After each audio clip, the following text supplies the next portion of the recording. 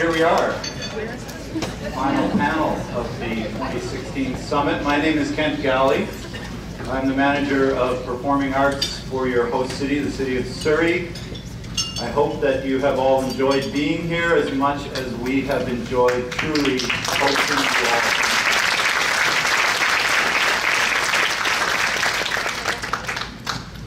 Just a couple of quick little housekeeping things. I would like to thank Bing Tom Architects, the sponsor of the networking break that you just enjoyed. And also we have over here to my left on the table the drop box for the draw. This is the last call for business cards for the draw. Beautiful box of goodies from Kingston, Ontario. So take advantage of that if you haven't already. I think to say that youth engagement is a priority for the city of Surrey would be an understatement, and I think that's probably the same for all of you in your municipalities and organizations. I think it's been more than evident in the last couple of days. Every keynote, every panel, every peer-to-peer session that I attended, this was a topic of considerable significance, and I'm not surprised. I was thinking a little bit last night about what, I think it was Sal Ferreras yesterday, who talked about getting out of the way. And I was thinking to myself last night a little bit about how. Like what's the best way to do that? How do I plan and prepare and encourage and support and inspire youth engagement in the arts and get out of the way? So I'm really excited today to be introducing this panel on strengthening youth and communities through art with three people who are on the front lines of successful youth art engagement, because I'm sure I'm going to hear some things that are going to help me in my practice and hopefully all of you as well. The moderator of this panel is Mo Dhaliwal. Mo began his journey at the University of the Fraser Valley studying business administration. Over the course of a decade, his long-standing passion for technology and his hunger for new experiences led him to Silicon Valley, where he honed his talents in software development and internet marketing. He returned to Canada with a newfound appreciation for the cultural diversity found in his home, and he set out on a personal mission to shatter barriers and encourage cross-cultural understanding. And I think, Mo, that you've been very successful in doing just that. Mo is the founder of the Vancouver International Bhangra Celebration. In 2012, Mo was recognized for his contributions by Business for the Arts as the national recipient of the Arnold Edinburgh Award. And in 2013, he was the recipient of the Queen Elizabeth II Diamond Jubilee Medal. Please join me in welcoming Mo Dhaliwal.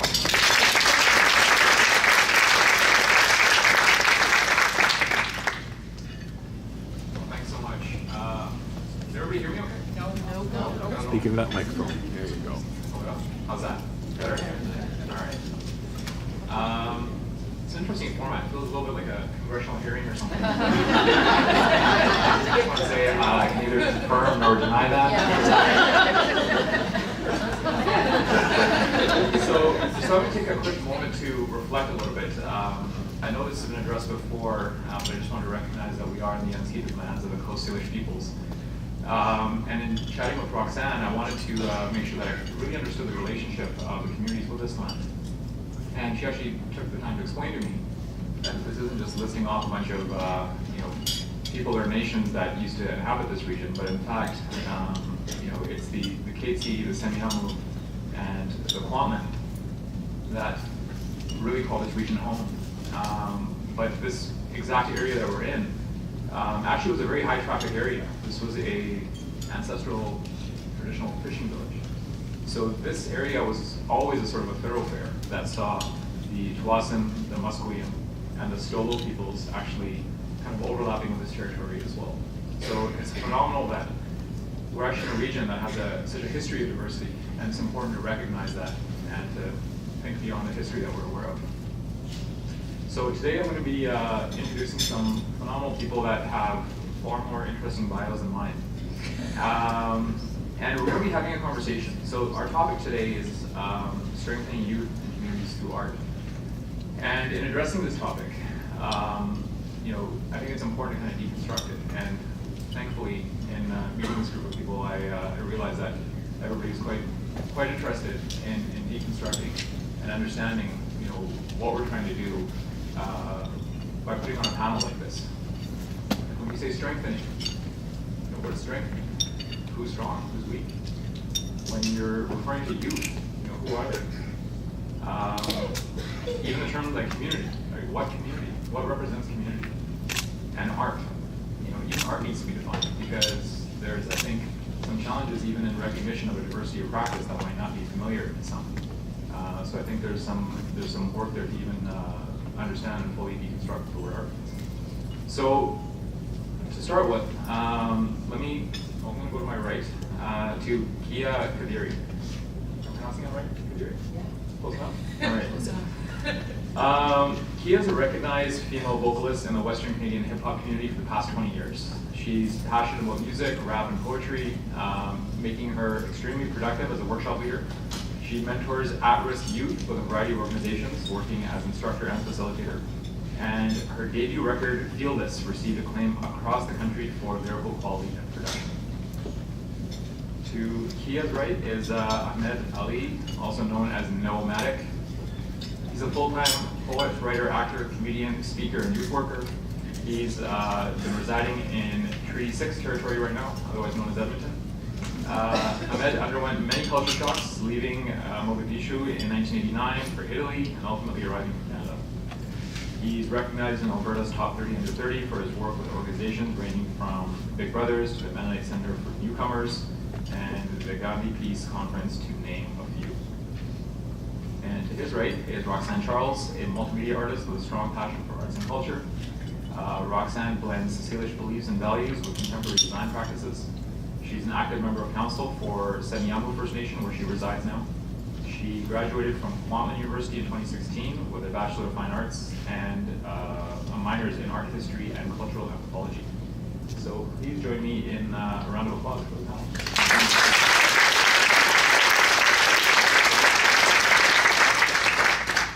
And now to start things off, Roxanne's going to set the tone for us. Hello, can you hear me? So I just wanted to acknowledge some things because this was somewhat of a reflection of the events that have taken place, which I've really enjoyed, and the openness to conversations to take place and a safe space for us to have these conversations.